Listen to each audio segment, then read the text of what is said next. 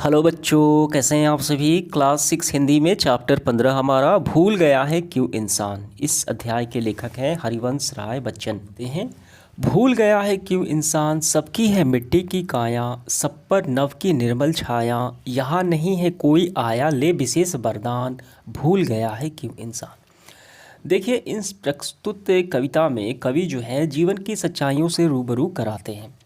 तो ये पहली जो पंक्तियाँ हैं, कवि कहते हैं कि इंसान भूल चुका है। क्या भूल चुका है? कि सबकी है मिट्टी की काया। जितने भी इंसान हैं, काया मतलब शरीर, सबका शरीर मिट्टी का है। आपने सुना होगा कि मिट्टी का शरीर है, मिट्टी में मिल जाएगा। ठीक है, ये इंसान भूल चुका है कि शरीर मिट्टी का है। सब पर नभ की निर्मल छाया, जो आकाश है सब पे निर्मल छाया है, बराबर छाया है। ठीक है, यहाँ नहीं कोई आया ले विशेष वरदान, भूल गया है क्यों इंसान। लेकर आया यानी जन्म लिया। यहाँ पे कोई धरती पर कोई विशेष वरदान लेकर नहीं जन्म लिया है। ठीक है, यानी सबको एक ना एक दिन मरना ही है, यानी सभी लोग बराबर हैं। ठीक, तो इन पंक्तियों के माध्यम से कवि कहते हैं कि ये बातें सभी इंसानों ने भूल चुके हैं। अगली पंक्तियाँ देखिए क्या है। धरती ने मानो उपजाए, मानो ने ही देश बनाए, बहु देशों में बसी हुई एक धारा संतान, भूल गया है क्यों इंसान। देखिए, धरती ने मानो उपजाए, तो ये जो धरती है, पृथ्वी है, यहाँ पर कई मानव ने जन्म लिया। यानी मानव कहाँ जन्म लेते हैं? पृथ्वी पर ही तो जन्म लेते हैं। ठीक है, उनका निवास स्थान है पृथ्वी। तो धरती ने मानव उपजाए, धरती पर मानव पैदा हुए, मानव ने ही देश बनाए। पैदा हुए लेकिन मानव ने अपने आप को विभाजित कर लिया कई देशों में। ये भारत है, ये पाकिस्तान है, ये अमेरिका है, ये इंग्लैंड है। ठीक है, कई देशों में बंटवारा कर लिया। बहु देशों में बसी है एक धारा संतान, लेकिन जितने भी देश में वो बांट लिया है इंसानों ने, सब में एक धारा संतान ही, वो सभी पृथ्वी के क्या है? संतान ही हैं, वो धरती के संतान ही हैं। भूल गया है क्यों इंसान। यहाँ पे एकता की बात करते हैं कवि, ये बातें ठीक है इंसान भूल चुका है। अगला है देखिए क्या। देश अलग है देश अलग हो, वेश अलग है वेश अलग हो। देश अलग है तो देश अलग होगा, वेश अलग है वेश अलग होगा। यानी कवि कहते हैं कि देश अलग है तो वहाँ का वेशभूषा, खान पान, पहनावा ओढ़ावा सब तो अलग होगा ही। बिल्कुल सही बात है। तो देश के अनुसार सभ्यता, संस्कृति, रहन सहन सब अलग अलग हो जाती है। मानव से लेकिन अलग न अंतर प्राण।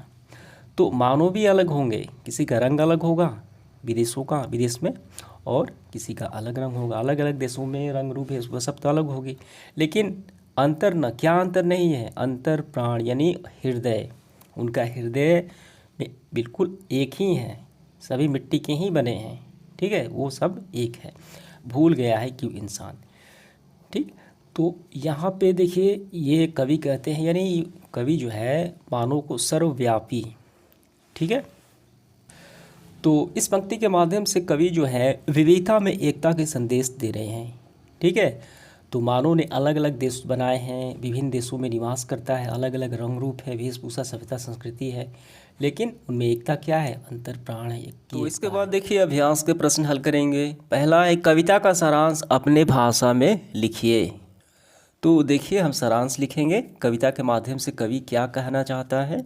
तो वैसे लिखेंगे, प्रस्तुत कविता भूल गया है क्यों इंसान कवि हरिवंश राय बच्चन के द्वारा रचित है, जिसके माध्यम से कवि जीवन की सच्चाई एवं मानवीय मूल्यों से परिचित कराया है। बिल्कुल सही बात है। ठीक है, तो कवि कहते हैं कि मनुष्य यह क्यों भूल जाता है कि सारे मानव एक ही तत्व से बने हैं, उनका शरीर नाशवान है, सभी मिट्टी से बने हैं। ठीक है, अब इसके बाद धरती सभी को पैदा करती है, यानी धरती पर सभी पैदा होते हैं, सबको समान धूप आकाश प्रदान होता है। मानव ने धरती को बांट अनेक देश बनाए हैं, लेकिन सब देशों में वही मानव है। कौन सा मानव है? जो ईश्वर ने बनाया है। सबका हृदय एक ही प्रकाश से अवलोकित होता है। मानव इस सच्चाई को क्यों भूल के जाता है। तो यही कविता का क्या है? भावार्थ है, सारांश है। समझ में आ गया? तो ये आपको उत्तर कर लेने हैं। आगे बढ़ते हुए देखिए दूसरा क्या है, इस कविता से आपको क्या प्रेरणा मिलती है। देखिए इस कविता से हमें क्या प्रेरणा मिलती है, क्या हम सीखते हैं, वो हमें बताना है। क्या शिक्षा मिलती है। तो इसका उत्तर हम ऐसे लिखेंगे, प्रस्तुत कविता से हमें यही प्रेरणा मिलती है कि ईश्वर ने हम सभी मनुष्य को समान बनाया है, समान धूप छांव दिया है, अतः हमें अच्छे से रहना चाहिए, ऊंच नीच का भेद नहीं करना चाहिए। समझ में आ गया? तो यही हमें प्रेरणा मिलती है। अब इसके बाद तीसरा सवाल, निम्नलिखित पंक्तियों का भाव स्पष्ट करना है। 2 पंक्तियां हैं। पहला देखिए क्या है, देश अलग है देश अलग हो, वेश अलग है वेश अलग हो, मानो का मानो से लेकिन अंतर अलग न अंतर प्राण। ठीक है, मानो का मानो से लेकिन अलग न अंतर प्राण। तो इस पंक्तियों का हमें भाव स्पष्ट करना है। इसे लिखेंगे, देखिए ये का नंबर है, तो इसका उत्तर हम ऐसे लिखेंगे। प्रस्तुत पंक्तियों से कवि कहते हैं कि मनुष्य देश अलग अलग हैं, मनुष्य के देश क्या है, अलग अलग हैं, उनकी वेशभूषा अलग है, खान पान अलग है, लेकिन हृदय की प्राण संचरण एक ही है, अर्थात सभी मानव एक ही है, उसमें जो प्राण बसता है ईश्वर ने एक ही बनाया है। ठीक है, यानी उनका अलग अंतर प्राण हृदय अलग ये नहीं है। दूसरा देखिए क्या है, सबकी है मिट्टी की काया, सब पर नभ की निर्मल छाया, यहाँ नहीं कोई आया ले विशेष वरदान, सबकी काया मिट्टी की बनी है। ठीक है, और मिट्टी में मिल जाएगी, और सभी धरती पर जन्म लेते हैं और आकाश का निर्मल छाया बराबर पड़ती है, यहाँ कोई विशेष वरदान लेकर नहीं आया है। तो इसका उत्तर हम ऐसे लिखेंगे। प्रस्तुत पंक्ति के माध्यम से कवि कहते हैं कि इंसान यह भूल चुका है कि सभी मनुष्य का शरीर मिट्टी से बना है, शरीर नाशवान है, यहाँ अलग अलग वरदान अर्थात अमर होकर नहीं आया है, कोई अलग वरदान अर्थात अलग अमर होकर नहीं आया है। सबके लिए ऊपर आकाश की निर्मल छाया है, समान दिया गया है प्रकृति द्वारा, और सभी धरती पर ही जन्म लेते हैं। तो ये आपको समझ में आ गया। अब इसके बाद आगे बढ़ते हुए देखिए, पाठ से आगे वाले सवाल 2 हैं। पहला है, मनुष्य किस प्रकार दूसरों को अपने से भिन्न समझते हैं। तो इसका उत्तर लिखेंगे, मनुष्य जाति धर्म अमीर गरीब आदि से एक दूसरे को आंकते हैं, भिन्न समझते हैं। ठीक है, तो मनुष्य समझता है कि ऊंची जाति अधिक धन से अहंकार के कारण अपने आप को क्या समझता है, अलग समझता है, अमर समझता है, ऊंचा समझता है। ठीक है, तो यही सारे कारण हो जाते हैं आपस में भेद के। प्रश्न देखिए, अलग अलग देश अलग अलग वेश के बावजूद भी हर मनुष्य एक जैसे हैं, कैसे हैं?